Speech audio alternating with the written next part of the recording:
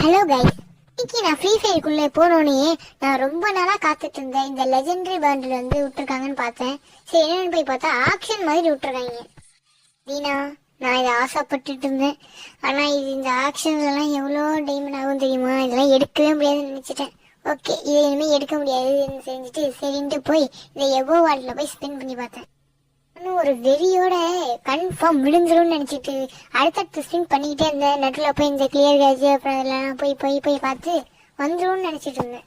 நானும் எனக்கு தெரிஞ்ச எல்லாத்தையும் என்னென்னமோ பண்ணி எல்லாத்தையும் அந்த ட்ரையை கொடுத்து போய் பார்த்தேன். இதுக்கு ஷாக்கிங்கான ரிசல்ட் கிடைக்கும்னு நான் நினைச்சு கூட ஃபர்ஸ்ட் அதை பண்ணிட்டு அதுக்கப்புறம் ஒரு 90 டைமண்ட் ஸ்பின் பண்ணி பார்த்தேன்.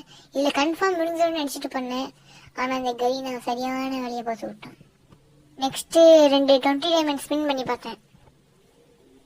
அப்புறமும் நான் பாட்டுக்கு வெளியா உட்காந்து கன்ஃபார்ம் வந்துடும் நினைச்சிட்டு பண்ணிக்கிட்டே இருந்தேன். ஏன்னா பண்ணதுக்கு ஒன்று கிடைச்சிச்சு பாருங்க.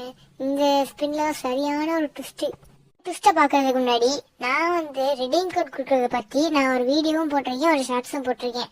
அதுக்கு நம்மளோட பயோக்குள்ளே போய் நீங்கள் அதை செக் பண்ணி பாருங்க. இதை நான் உண்மையாக சொல்கிறேன் கைஸ். நீங்கள் நம்பலைன்னா நம்பாமல் போங்க. ஆனால் நம்புறவங்க கன்ஃபார்ம் வந்துருங்க. ஏன்னா இது உண்மையில கொடுப்பேன், கன்ஃபார்மாக கொடுக்குறேன் கைஸ். உங்களுக்காக தான் இந்த கிஃப்டே.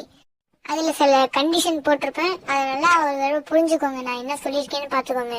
ஓகே, நம்மளுக்கு என்ன விழுந்துச்சுன்னா